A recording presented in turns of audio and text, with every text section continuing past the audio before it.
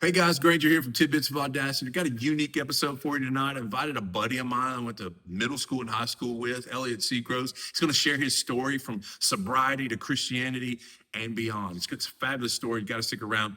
I'm going to go get the guys together. We're going to get this episode started, all right?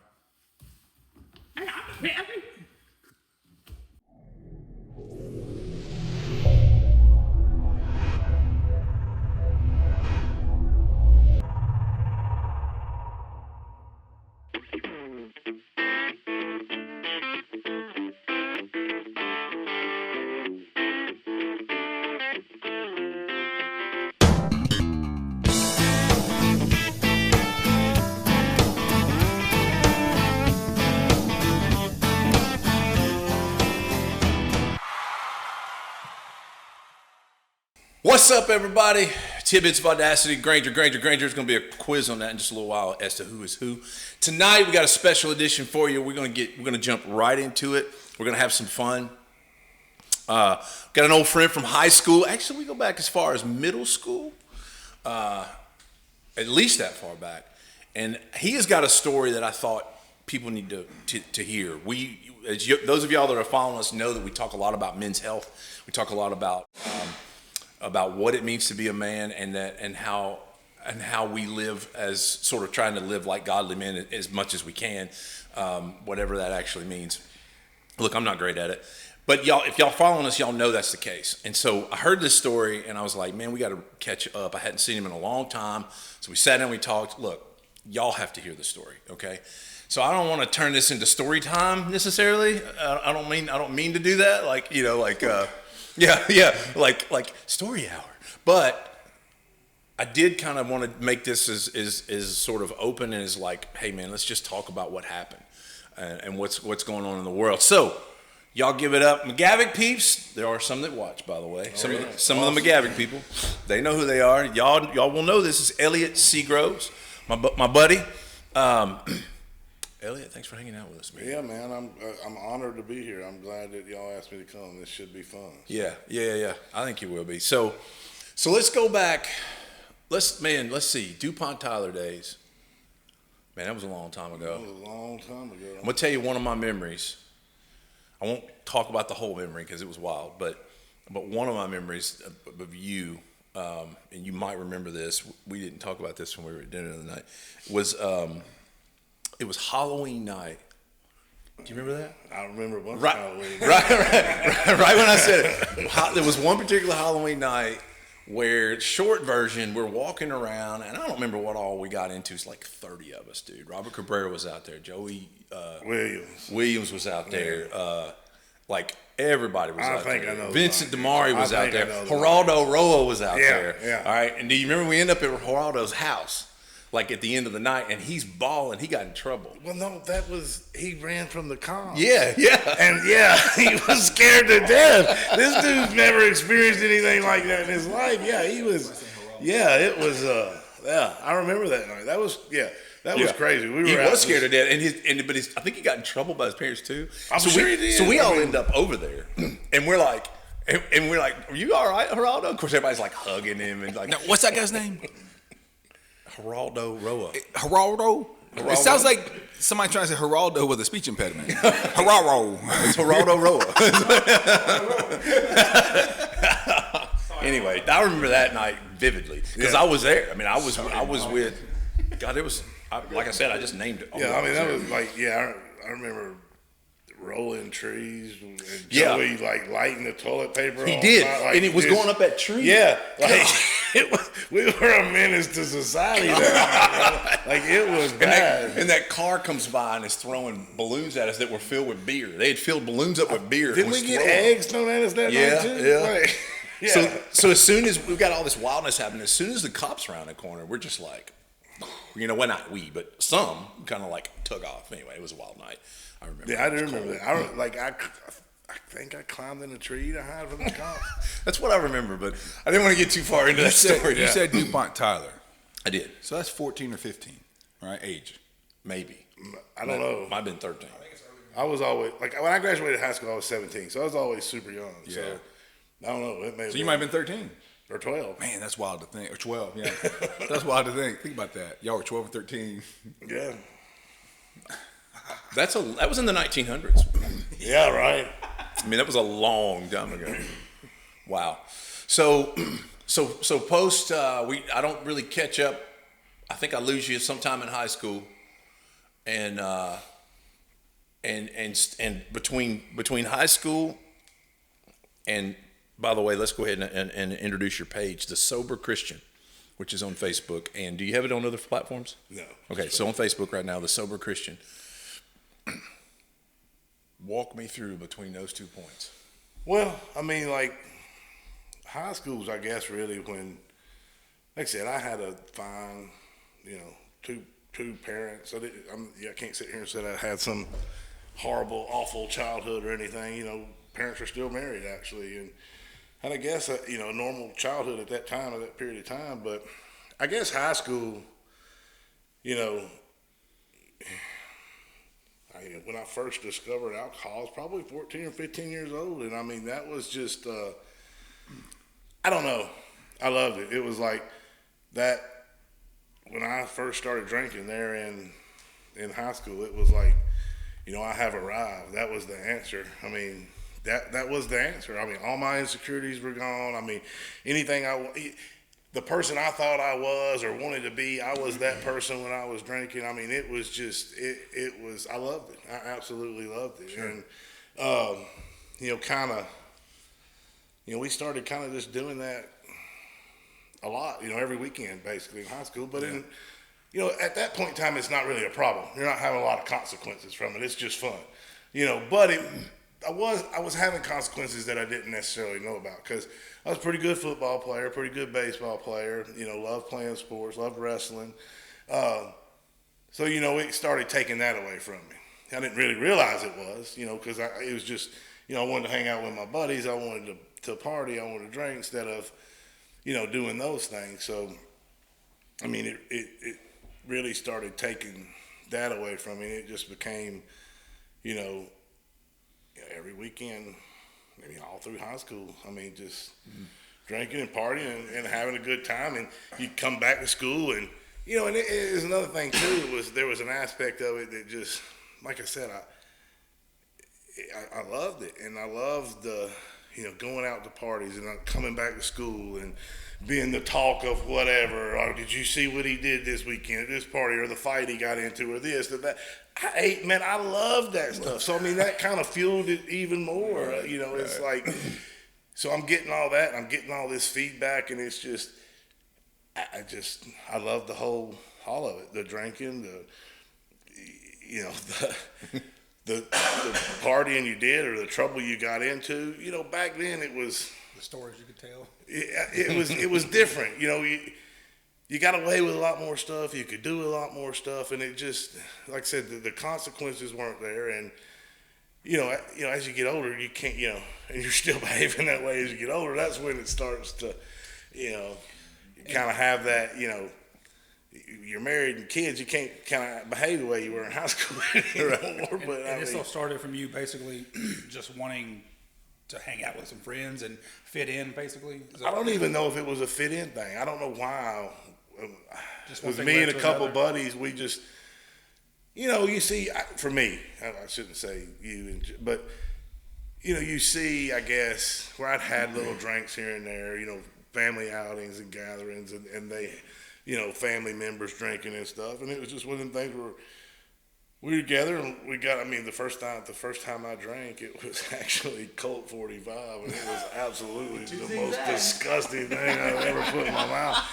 But it was just, I don't know. Jump right in, bro. I don't really know why, but it was just, you're with your buddies and we're drinking beer. And it's just, but once I experienced that, I mean, to me, it was just like, oh man, this is it. This is life. This is living, buddy. Yeah. I mean, now to interject something, when did you become, and this, I know this isn't necessarily part of this story, but I'm just interested. When did you become a gym rat? Because I know you're a total gym rat too. well, I mean, I always with sports and everything, I mean, I always worked out to some extent, I'd have periods of time where I didn't or whatever, but I mean, I always enjoyed that a lot. Like, I mean, I remember even in like, the 90s and stuff, grabbing the bodybuilding magazines like Flex and Muscle and Fitness at the time or whatever. I always just, I think it's cool. I think So you just never not known that. Basically. No, I've always done that. It's Yep, just, okay.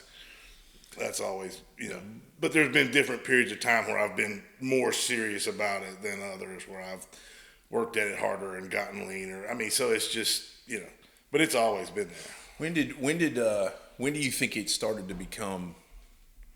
Because so far we don't have consequences. We're having a lot of fun. We're having a blast. At what point do you think it started to shift where it was beginning to cause a problem? Well, I think it was a problem for the first time I drank it. I never drank normally. I never drank like other people.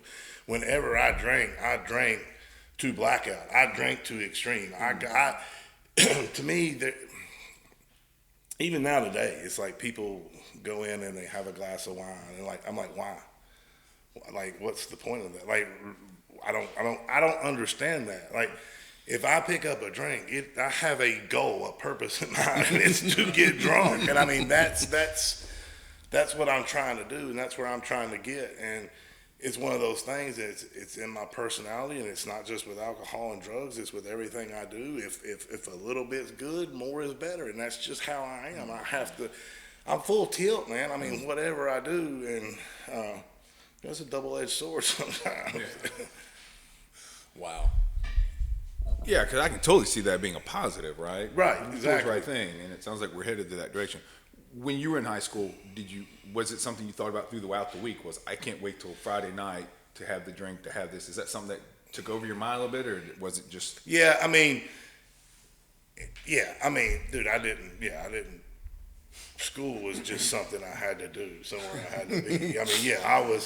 I don't know that it was an all-consuming thought the way when addiction and alcoholism is full on blown, but it was there, yes. But it wasn't just the alcohol. It was what party are we going to? What girls are going to be? It was everything surrounding it, not necessarily like I have to have that, that alcohol or whatever. So it wasn't necessarily that. It wasn't, like I said, it wasn't until, later that things started shifting. I just never. And when did you see that shift? Well, after I got out of high school, I was with a woman. She was 2 years younger than me, I think. So I was like 21. She would have been, 18, 19, whatever. And we had gotten engaged. Like I said, I was still drinking. She was drinking, still, drinking or whatever. And there was one time we went to Knoxville. We were going to a UT game, and I actually drove a car into the Tennessee River one night. But me and her went to jail. Yeah, I won't get into a whole drunk-a-log, but I've got some really crazy stories. But that night was getting out of a car that the airbags have exploded, full of sulfur that's filling up with water. That's an experience. Golly, dude, that is wild. But with her, one of the things, we were at a bowling alley one night, and she wasn't 21, and I'd given her beer, and we were drinking, and the cops called us over and wanted her information. And I was like, we're in Knoxville, screw this, don't give him anything. He's like, I'll find out. If you don't give it to me, you're both going to jail. I'm like, whatever. We both go to jail. We're there all night. We get out, Vandy game next morning at, UT or whatever. But it's so I'm with her, and I have all these little things like that, several of them, where it's arrested for this or arrested for that, but they never anything more than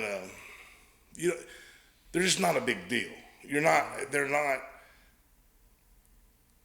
it's bailed out and then it's dismissed, or it's whatever. It's just not anything major that's hampering me or, in any way. But me and her I'd bought a house in Belinda City, and she lived with me. And, I was a bookie at this time. I was booking bets. I was making pretty good money, but, you're a bookie and you're booking bets. I'd spend all day at Hooters, because that's where, That's where we took the bets. We'd go up to Hooters and we'd sit at Hooters all day and we'd drink all day and we'd take the bets and all through the week. Then, payouts on Tuesday. And, you just spent all week basically at Hooters taking bets and booking bets and then paying out bets or collecting money. So, I mean, that was my job and that's where I worked, and I'm drinking every day and I'm doing this every day. And she's at home going to her job. So as you can imagine, that caused a problem. And,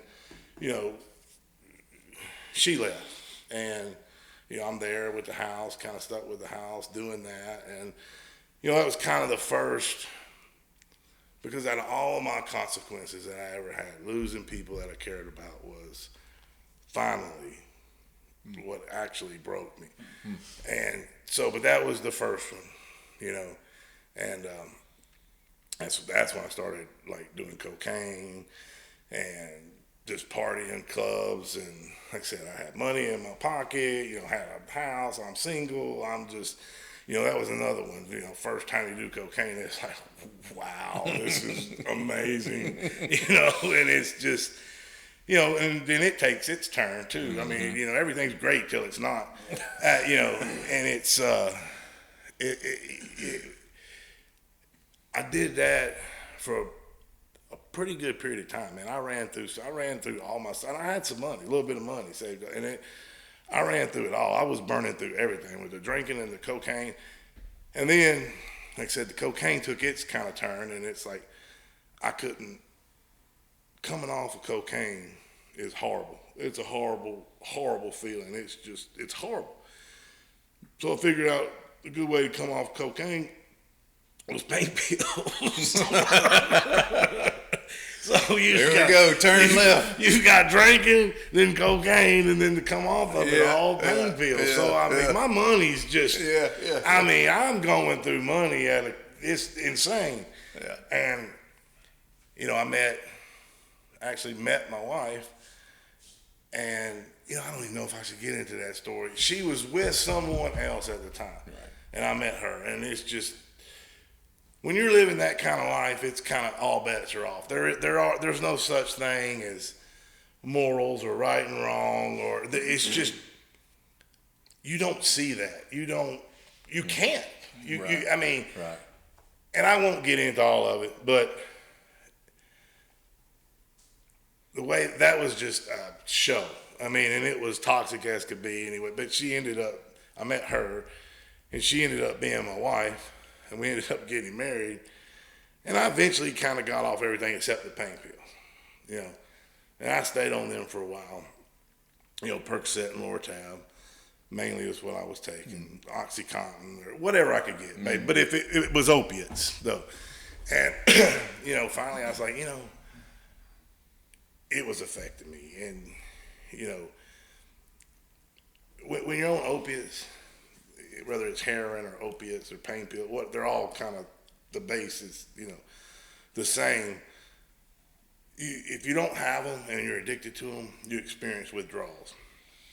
And withdrawals off of that stuff it's horrible. I don't even know how to explain it, dude. It's like everything physically, mentally, emotionally, spiritually, it's just all, when you're going through that withdrawals, it's all being just ripped out of you, sucked out of you. There's physical pain. I mean, you'll do anything almost to get what you need to make yourself feel better. And a lot of people do. I mean, there were lines I wouldn't cross, but I did a lot of things I didn't think I would do. But there's still lines I wouldn't cross. But I mean, you see it every day, people out here.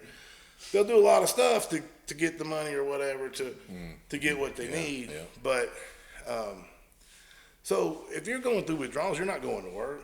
You're not. I mean, you're getting up and you're looking for whatever you need. You're not going to work. Yeah. I mean, everything else in your life becomes secondary, tertiary to that. So, after a point in time, I was like, I've got a problem with this.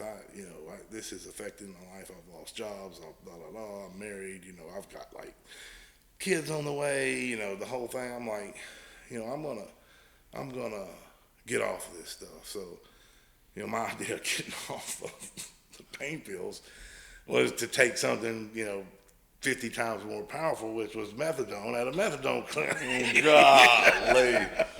Here we go for another turn. Yeah, and then it's like, which looking back, it's, addicts and alcoholics, we like to take the softer, easier way. We don't really want to look at ourselves, and we lie to ourselves. And, the thing to do would have been to get off of it. But I can say I was trying to do the right thing all I want, but it wasn't. I was looking for a way to still be able to get high and it be okay. You understand what I'm saying? Like, well, I'm going to this clinic, I'm doing this, appease everybody around me, but I'm still getting to get high. And what they'll do for you at those clinics, man, is just, nobody needs I was taking 180 milligrams of methadone a day. And then I was buying other people. So I was taking about 250 milligrams of methadone a day. And to be honest with you, dude, the most anybody should ever take, is like 30, and it shouldn't be like an extended period of time. It's just legal drug dealing. It really was. But, that went on for like 7 years. Wow. And just that stuff, like when I was on that stuff, I nodded out on a train track one time. I got hit by a train. It was bad. There was a lot of bad stuff in that period of time. It's just like, you're just not present, man. You're a zombie. Yeah. You really are. You're not present. I would wake up, go to that methadone clinic, get high, play video games, do whatever I just wasn't present in the world at all. Like, I wasn't productive. I wasn't doing anything. I wasn't there for my wife. I wasn't there to the extent I should have been for my children. I just really wasn't. And, it wasn't a good thing. And then finally, and this is the difference between alcohol and stuff like the pills and all that stuff. It's like, I think the pills and I could see it. I knew it was wrong. I knew it was bad, and it's illegal, and it's hard to get. There's a lot of hoops to jump through. Like, there's a lot of stuff to do to be able just to have it. Okay. So it's easy to say, I'm going to get off this. I need to get off this. It's wrong. And then once you get off of it, it's a lot easier not to go back to it.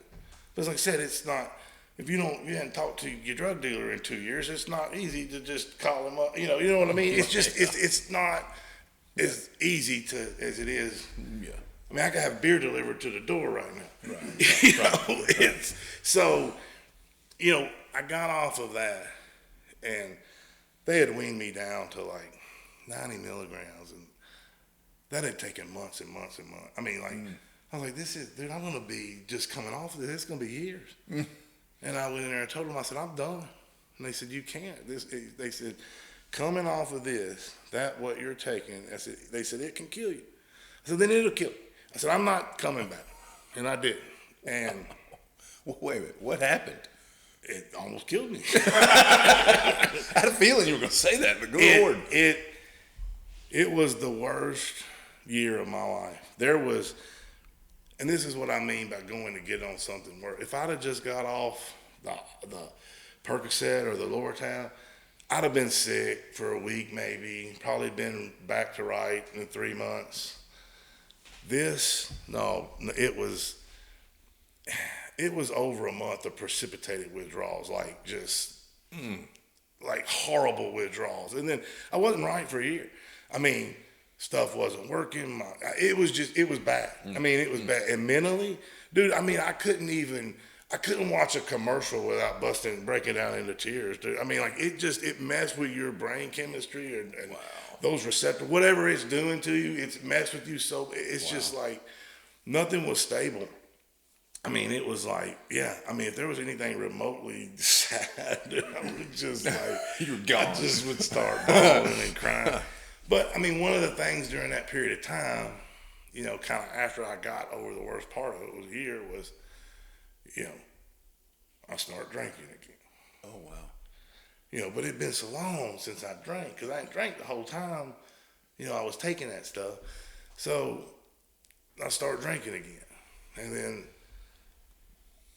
of course, that gets back to worse than it's ever been, so it's bad. And, I think at this period of time, I was in my 30s or something, and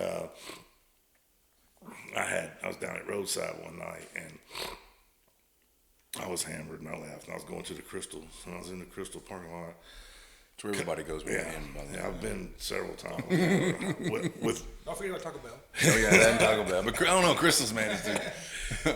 But I got my first DUI. I got my first DUI that night. So that was kind of really the first major consequence. Well, no, I say that there was consequences before. Like I said, there was these little jail spurts here and there, but there was up here in Gallatin in Sumner County while I was taking the pills. I was on my way. I was going through withdrawals, and I was driving up here to pick up this girl in Madison that knew somebody up here to get some pills. And I picked her. I was on the way, and I was driving through Lakewood, through Old Hickory, and I got about where Rayon City is. Mm-hmm. And, I mean, it was a God thing. I didn't listen to it, but it was a God thing. Just something came over me like, stop, do not go. And I pulled over, and it was like, I just had this feeling, this thought, this like, do not go. And but, you know, you're going through withdrawals. It's like, fuck it, I'm going, you know. And I went. Wow. And anyway, ended up, after we bought them, dogs, the whole thing. Anyway, go to jail. And that was a felony charge. It was possession and intent to resell or what, something to that effect. And, you know, I don't know if y'all are familiar with Jack Lowry down in Lebanon, but anyway, I got him as an attorney, and it was hard for him. It was hard for Junior to do anything, so Senior had to come up here. Finally got it knocked down to like a misdemeanor, but I do probation, all this stuff. So I'd kind of gotten in that trouble before the DUI. And then, you know, it was, you know, after DUI, it was a while. I mean, you know, I was still drinking and stuff, and it was progressing though. It was progressing pretty bad, and finally my wife had enough, and I left, and we were separated for like a year, and then we got a divorce, and my drinking really took off at that period of time, and I was drinking and going to bars, and I got a DUI in Wilson County. This was several years after the other one, and I'd gotten a DUI, so it was my second DUI. There was some jail time with it. I don't remember. I think it was maybe 10 days or something with that second one. Maybe, I don't know. There was some jail time with the second one. And, but I don't know, man. I just wasn't right. I wasn't good. I wasn't in a good headspace. The divorce and the kids and all that. I wasn't in a good place at all, man. And I, you know, I kind of kept drinking, and you know, I just really didn't care that I had gotten that DUI, and I got another DUI within a year. They didn't like that. They did not like me in Wilson County getting another DUI while I was still on probation for the other DUI. So this was my third DUI, and which that's 120 days in jail, and then lose your license for I think 8 years. I don't even remember, but anyway, again, money out to big name attorney, you know. So here comes. There's no telling, dude. I'd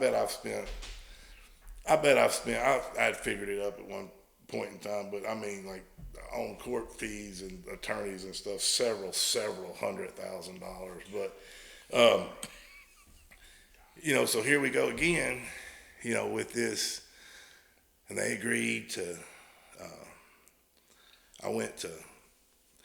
I could do some rehab and some other stuff to kind of get this jail, to mitigate some jail time. So I could do some rehab and all this stuff. I couldn't get it all, but I could get like about half of it. I did ended up doing 65 days. But at this point in time, it's really, I mean, since I first started, you know, I was going to Cumberland Heights outpatient, and then obviously I had the 65 days in jail. And, you know, I stayed sober for about 8 months. At that point in time, I started seeing another woman. I'd moved to Manchester with her, and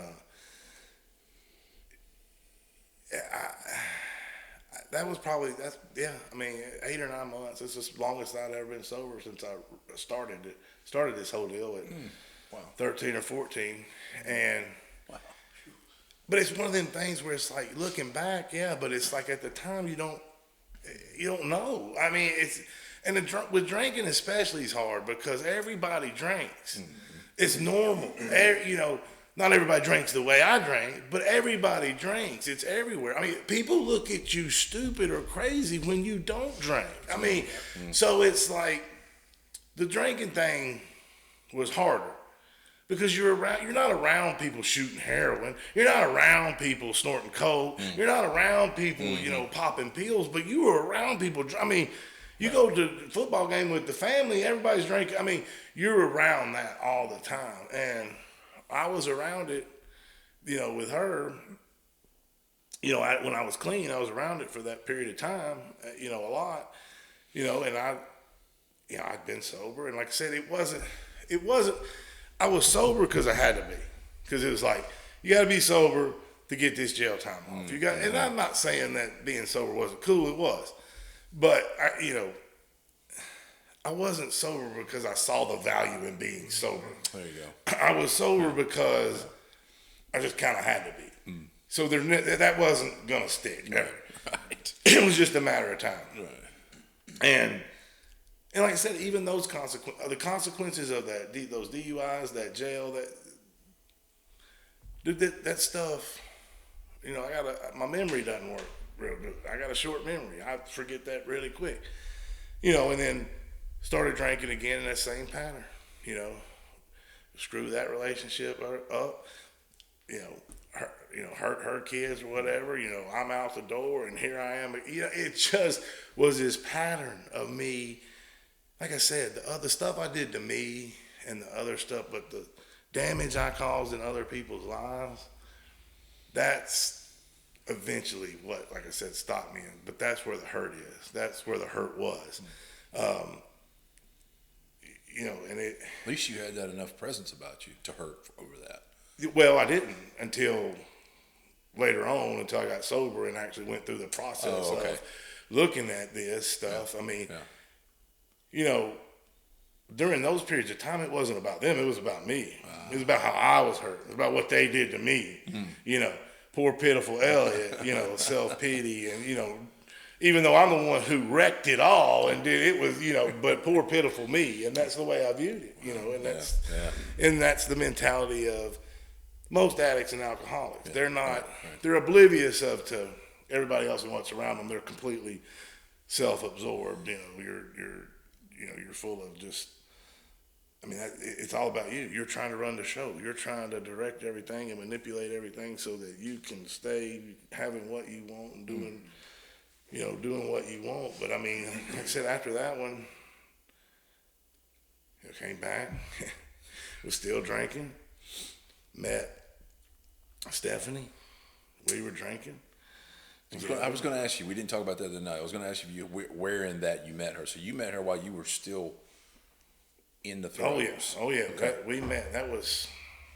Met her 6 years ago, and it was, and me and her were dating and drinking, and what people do, and and like I said, things with her, she's not an alcoholic, at all,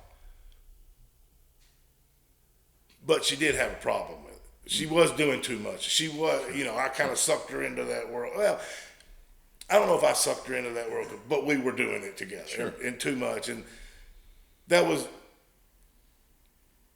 just the life we were living was not in any way, shape, form, or fashion good or godly. It was very sinful. It was very not cool. Yeah. And, all that kind of, and I just kept getting worse and worse and worse. And, that broke down. And finally, again, she couldn't deal with it. She couldn't take it, And during this time was like COVID. And stuff, it really got bad during COVID. Like, I never, even when I was drinking the heaviest, I always drank heavy, but I was never an every single day drinker. But COVID is when I became an everyday drinker. There's a And lot of statistics about that. it was, you know, it was all there was to do. Yeah. I mean, Yeah. you know, it was all that was open. Yeah, they shut down the churches Yeah. and open up the liquor stores. And That tells you, you're talking about everybody drinking it's socially acceptable. Like if you try to Yeah. eat clean, they get on to you and make Yeah. fun of you, but you want to have alcohol. Oh yeah, put the poison in. Go ahead. Like, Yeah. So Yeah, that's a good point. that's an easy way for people to have trouble with during COVID was because Well, it was only yeah, open. They did, yes. They closed the parks. They literally, they wouldn't let you go in and sit down at a restaurant, but you could wheel up to the restaurant and get a to-go drink. It was insane. And Yeah. Even in like Wilson County, like Yeah. that was like a thing. You could go to the Mexican restaurant and get a. that's where we margarita were. to We would roll up to the Goat or Jonathan's or the little bar where I used to play darts, and you get what was the mudslide like drink? Oh, yeah. I don't remember what it's called. Yeah. I don't remember, but we would stop and get those, and just like I said, it's all there was to do. Yeah. Yeah. And so, Stephanie had had enough well, at some point. at one point, at a certain point, she was able to stop. Okay, Like gotcha. enough's enough, kind of thing. Yeah. I was, Gotcha. and I didn't, and I was off the rails, and I just got out of hand, and she had enough, and I'm not going to go into specifics of that, but and again, so, and during this period of time, the COVID, I knew, because there's been several times, like I've always been able to make money and come back and bounce back from this stuff, or tighten up enough to kind of get things back on track, or fix it. Well, I need to fix this so I could slow down enough, or I could do that, and then Yeah. Right. I burn it all to the ground again. But it was, I knew what was coming. I knew what I was doing. I knew that this time, and also part of me, my whole life, doing the drugs and alcohol, I always told myself, there was always things I wanted to do, things I wanted to accomplish, a man I wanted to be, blah, blah, blah, blah, blah. I always knew I was doing wrong. I always knew that I wasn't smashing goals or doing what I wanted to do, but I always told myself, there's time. You've got time. And something about this time was like, you don't have time. Like, you're running out of time. And like, you're losing, like, and I would tell myself, I'd get up in the morning, I'd be shaking so bad, having massive panic attacks. I thought I was having heart attacks. They were just panic attacks. And I knew, and I would talk to myself like, dude, you're losing it all. You're losing everything. You're going to lose her. You're going to lose the business. You're going to lose it all. And, and like, I'm not going to drink. I'm not going to drink. And like I said, it'd take me an hour to get, to where I could get out the door, get to work. And then, I'd start working. And by about 9 or 10 o'clock, I was feeling a little better. By 11 or 12, like, man, I could probably move these jobs till tomorrow, or this, knock it off early. And then I'm rolling into the gas station again I couldn't stop. I had completely lost control. I didn't have control in it anymore. Alcohol had control. It was my God. It was my higher power. Any chance of me doing it on my own was gone at this point. Like, I was beaten. And that's part of it too, so at this point I was like, there comes a point in time where when you get beat up pretty bad and you're hurting, and I was hurting, and I didn't want to, becomes a time when the drugs and alcohol don't do what they used to do for you. It doesn't work anymore. So it's like, you can't live with it, you can't live without it. So you're drinking, it's not doing for you what it used to. And it's hurting you, and you want to stop, but you can't. So you can't, it's like, I don't want to do this, but I can't stop. and there's a lot of pain there. And then you've got these years of trauma and all this stuff, and it's just like,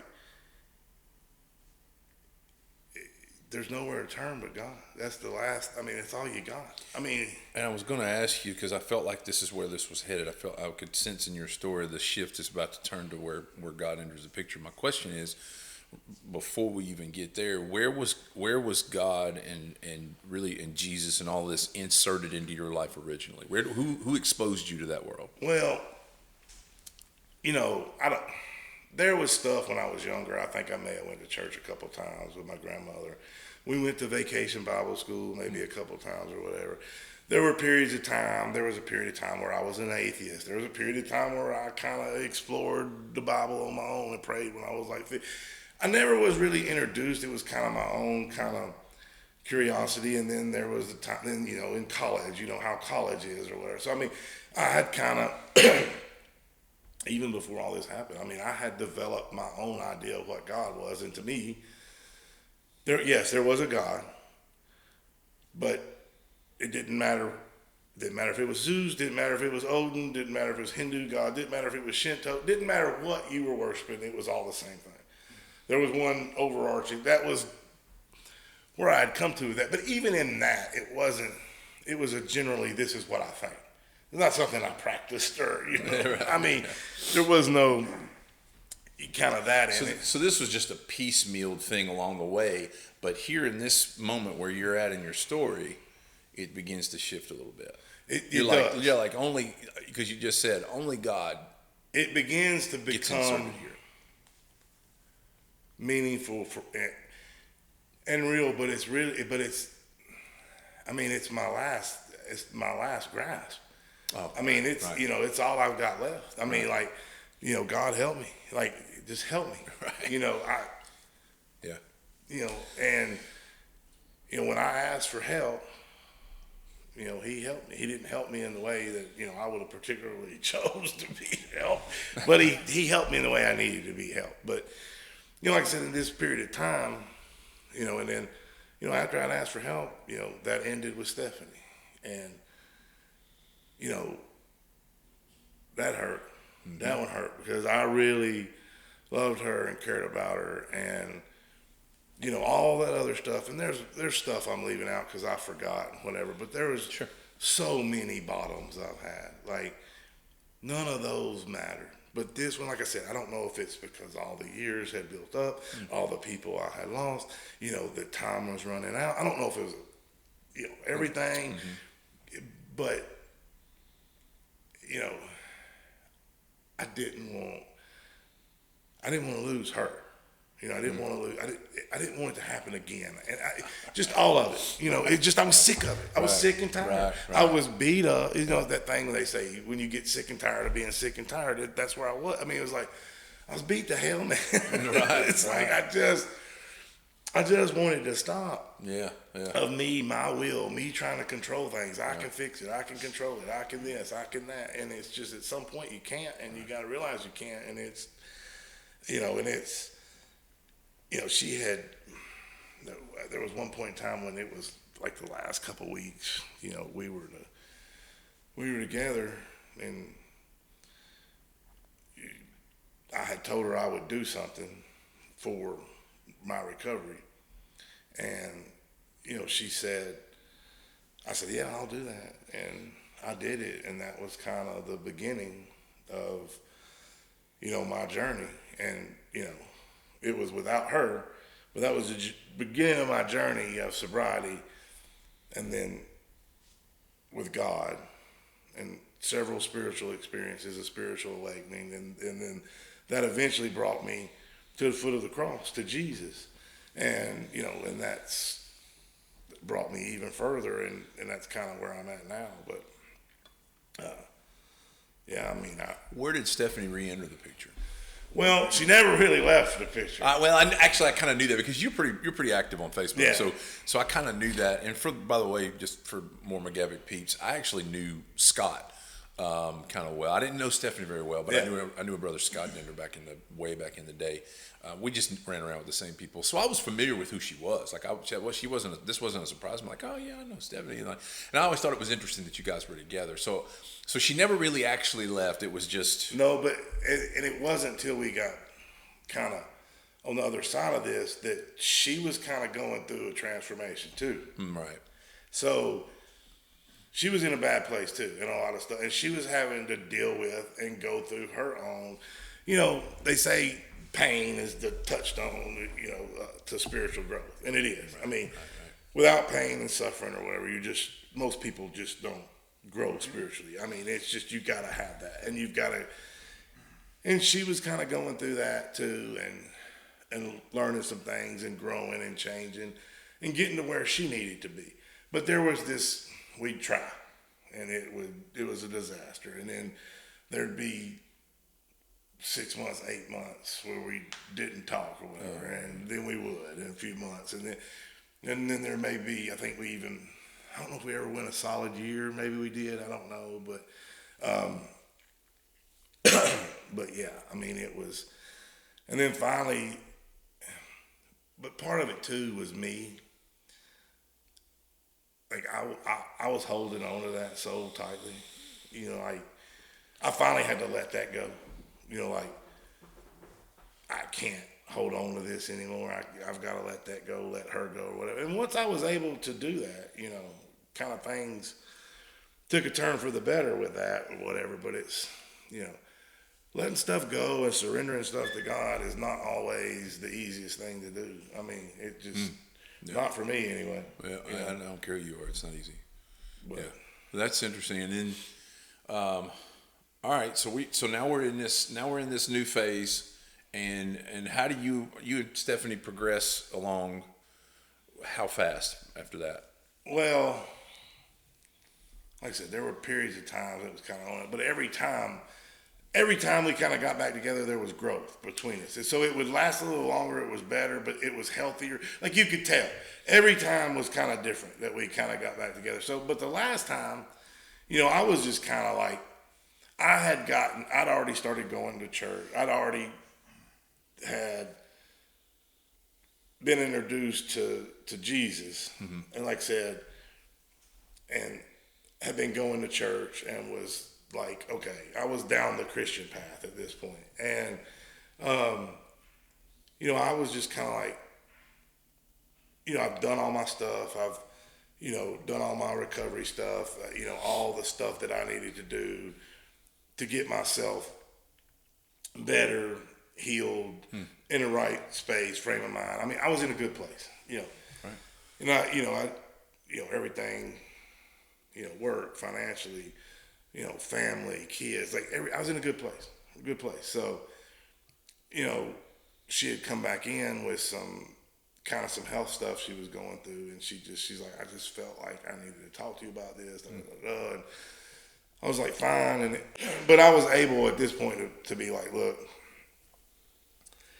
just what we've been doing up to this point, it hasn't worked, and I'm not going to do it again. So here's where I'm at. And I'm willing to do that. If you're there, cool. If not, and she was, and we did. Spoiler alert. Yeah. You got a ring on. Well, and also too, it was like, she wasn't, now her family grew up in the church, and they're very, or she grew up in the church. Her family's very in the church still and active and very, but she wasn't, and she didn't believe that. And, I told her, I was like, I'm going to church now, and she's like, well, I'm not going to church with you. I was like, I didn't ask you to. I was just telling you what I'm doing. And then she said, it wasn't a week later.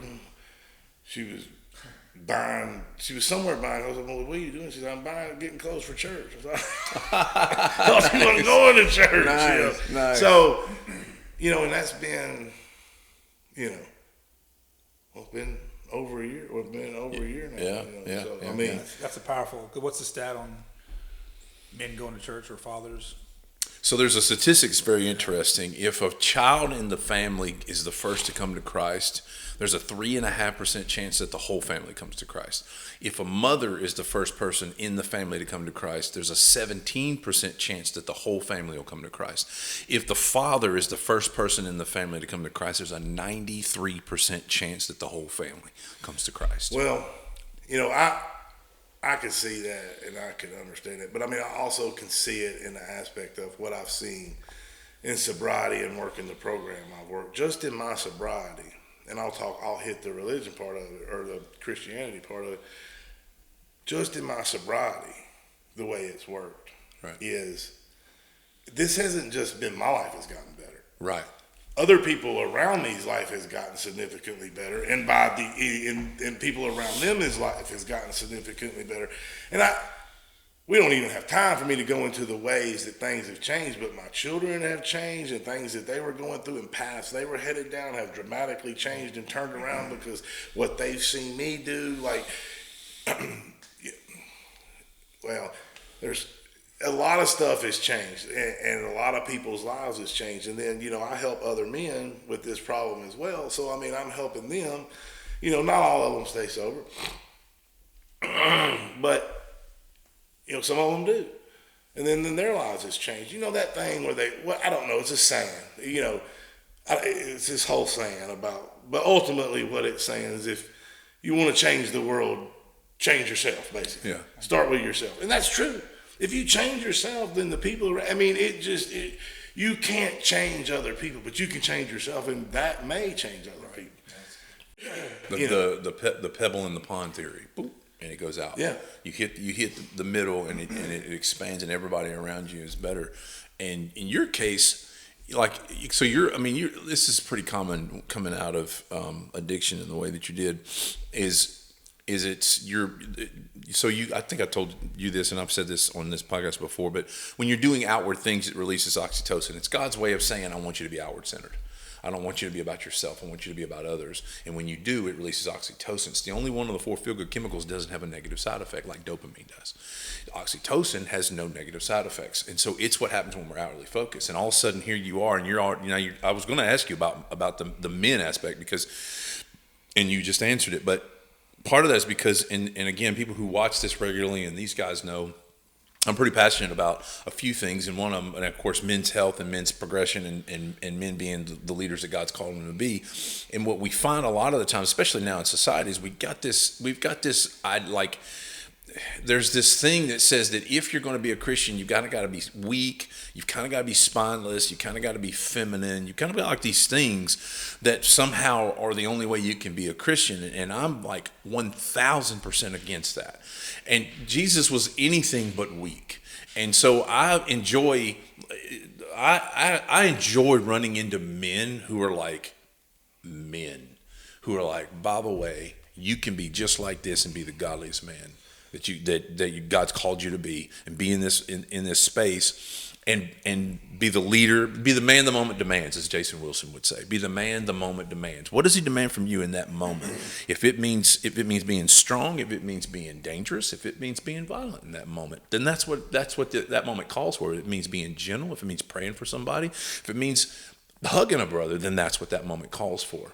And it sounds like, and I know this is their case and with me, and it sounds like you're in this shift now where you've become the man that the moment demands. Yeah, well, absolutely. I mean, like what you're saying there is but be able to do that, you can't just be angry all the time. Right. You can't just be somebody that flies off the handle. In order to be the man that the moment demands, you have to kind of have access to everything about you. Like you have to be able to be gentle. You have to be able to be, soft. You have to be able to pray for other people. You have to be able to listen to other people, because the other stuff for me is easy. Right. The hard stuff for me is to put my arm around you and let me listen to you. The hard stuff, I don't believe that I've ever felt empathy in my life. And I just don't feel it. Probably the way I won't even get into that. But yeah, don't because I'll start spouting research about why it's actually not a great thing. But go ahead. But, you could be sitting there, you could be breaking down, I understand intellectually that you're in pain, I understand, but I don't feel anything. Like I know that. By the way, there's nothing wrong with that. Yeah, you're in a good circle on that one. Nothing wrong. That's called cognitive empathy, is what that's called, and that's actually completely healthy, and most men have it. But go ahead. But when I went through the program that I went through, and I had to look at some of some of the things that I had to look at. You know, it was hard. It was tough, and I had to look at those things, and I had to look at what I did to other people, and that was really tough, and it was really hard. And at that moment in time, it's probably, and I would like to say maybe I've experienced some since then. I don't know, but I experienced some empathy. You know, like, wow, how I must have made her feel, or wow, how I must, like, this must have really hurt her. She must have felt this way. I felt it, and that was good for me. Right. No, that's good. Yeah. You know, Yeah. and Yeah. so to be the man the moment demands, Yes. you have to know all those Yes. kind of things, I think. Yes. You know? Yeah. It's the polar end. So what we do is we say, well, we need to be super macho. Oh, well, maybe not. We need to be super feminine. It's like, no, those are overcorrections, and it's a human tendency to overcorrect. But your point is, where's the balance? Yeah. You can't just be the strong guy, but you can't just be the weak guy that cries at every puppy commercial either. Adam, do you have something you were thinking of? Not in the moment. I was letting you finish your thoughts here. No, I think, like, as far as being a Christian and it never entered my mind. Like, it's what happened along the way to me. It's where I ended up. There was never a thought of, is this weak? Is this feminine? Is this for women? That's where the path took me. Now, at this point, do you find yourself wanting to do that more? Working men, Well, helping men? yes, that has changed. That has definitely changed. I mean, being a service to others in general, because there was a period of time, you know, in the program I'm in, you know, that I didn't really feel like I had anything to offer. You have to have, I mean, if you don't, you can't give away what you don't have, you know. So, you know, there was a period of time where, in order for me to give freely of myself, to be of service, I had to do other things. So I did a lot of volunteer work, did some stuff with the church, did some stuff with the homeless, and da-da-da-da-da. But those were the ways at that time that I was giving back. And, you know, then when I finally was ready, and all this ready, there is no timetable on it. This was all God stuff. Just whenever it's put in front of me, I'll do it, you know, kind of thing. But whenever I was able to do it, I mean, yes, it's great. I mean, but when you're doing that, you also have to understand too that when you're doing that, it's kind of a selfish thing. You're doing it when you're helping other men. You're doing it to keep yourself sober. You know, you're doing it to help them, but I can't make somebody else, I can't keep somebody else sober. I can't make them sober. You know, I just can't. You know, I can show them what I did, and I can take them through the process that I went through. That's really all I can do, you know. I'll say this much from my experience seeing the things is, even though you talk about some guys you help but they don't stay sober, what you impart with them is still there. Yeah. And the word never returns void. It's there. So, you know, you may be the first piece of, then somebody down the line gets to reap the benefits of the work. Yeah, that you feel, I mean, right? So, planting the seed is good. I mean, and that's we can do that, and I'll do that all day long. I mean, even if somebody just cusses me out, I don't want to hear that. That seed has been planted. Yeah. So somewhere down the road, you know, it may spring up, and I mean, but yes, at least they have that, and they know, like, hey, there's somewhere to go.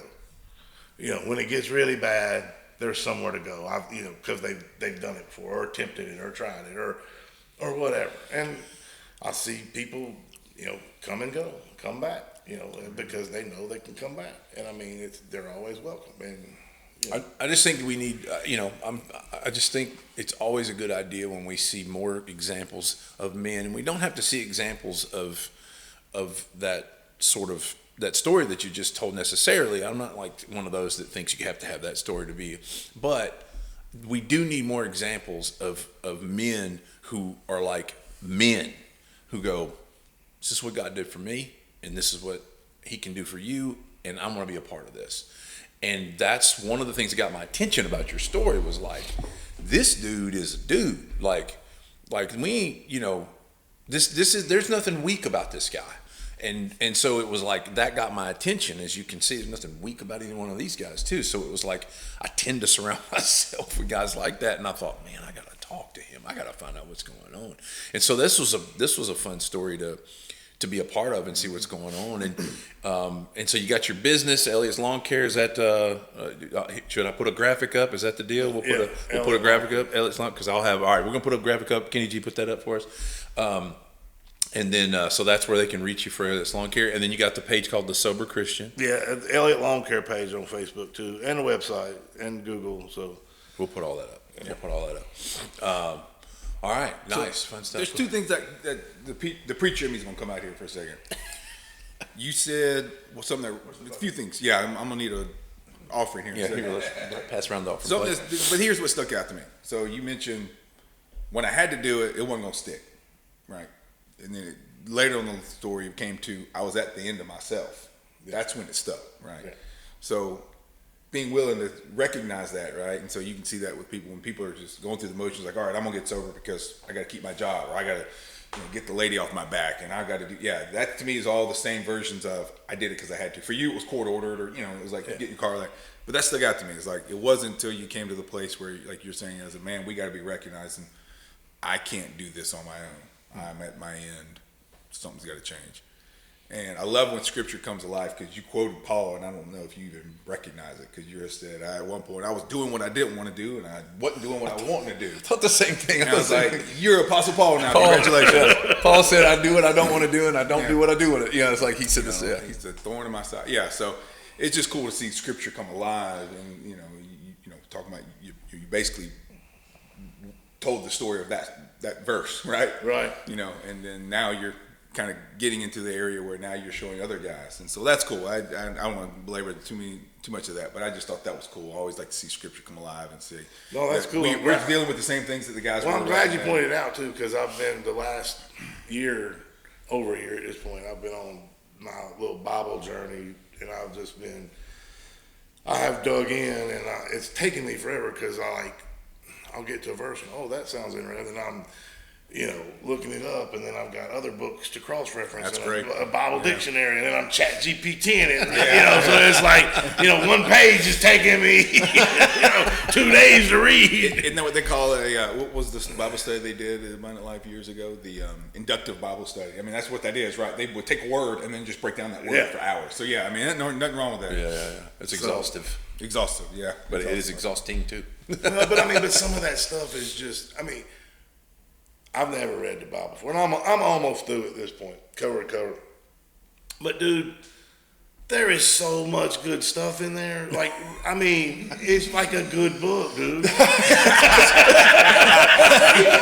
like there's a good book.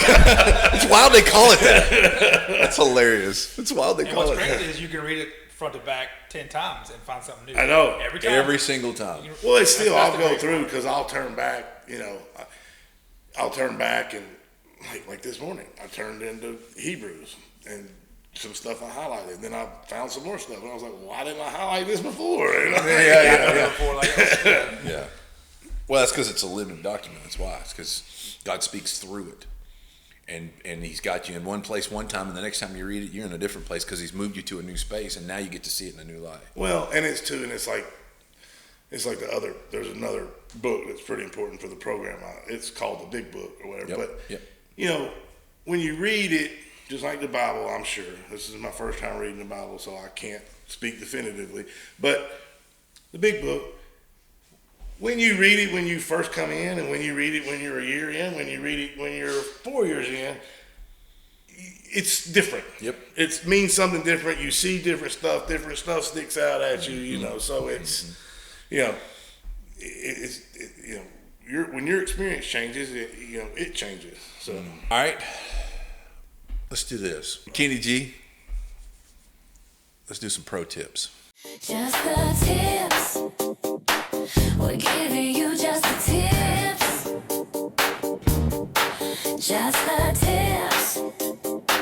We're giving you just the tips. So I'm in mental health, and I hear, sitting across from people, I hear stories like I'm sitting here and I don't know what to do. I'm embarrassed. I wanted to come in the back door because I didn't want anybody knowing I was coming in here. My wife can't find out. I don't know what to do, but I can't stop this alcohol, or I can't stop this drug, or whatever. What's the pro tip for just the next right thing for that guy?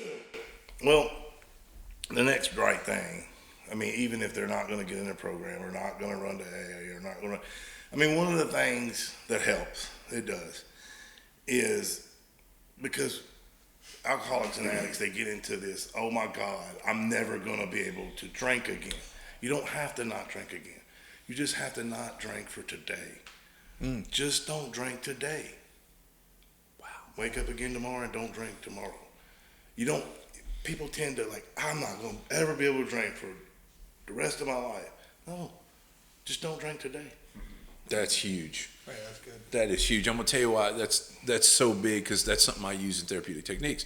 When I tell people, then we set goals. They'll set a goal, and I'll go, you're not going to reach that quickly, and then you're going to get frustrated because you don't reach it. Exactly. Break that down to a small goal. It's got to be manageable. Yeah. And getting through a day, and it depends on how bad your addiction or alcoholism is. That might not even be manageable. Try to make it to dinner without drinking. Like, It's good. I mean, there's some people that literally I've got to take it minute by minute. Wow. I mean, That's you good. know, but That's you know, good. taking it 24 hours at a time, it helps because it makes it manageable in your head. It doesn't make it this end of the world. Oh my God, I'm never going to be able to drink. You know, that's a big deal. I mean, you know, so Wow. yeah. That is a great tip. I don't think I expected something quite that good. I was like, I thought, oh, that'd be cool, but that was awesome. Wow. All right. Well, what y'all got? Anything else on your brains? Y'all rolling? Tips or a question? Oh, it could be either. Yeah. Yeah. I mean, You want this or you want that? Either one. Neither. I got nothing. I got nothing. Why ask? Which one do you want? Yeah, which one do you want? Because I got neither. Either way, I'm good. Either way, I'm solid. Yeah. Yeah. Well, we are a little short on time, and I thought I was like, man, we could tell workout stories, we could tell all kinds of fun stories going out. But I think we've hit a good spot. And so I appreciate you coming out. No, I appreciate y'all having me. Y'all check him out, and this is gonna be fun. And you'll see all these little clips on TikTok, and that's what we'll end up putting all that fun stuff out. It'll be fun. It'll be awesome. All right, man. Well, look, y'all do me a favor. Y'all check it out. Elliot Lawn Care, Sober Christian, Elliot Segroves. Just come on, jump in, and y'all know what else to do. Stay classy. Y'all see.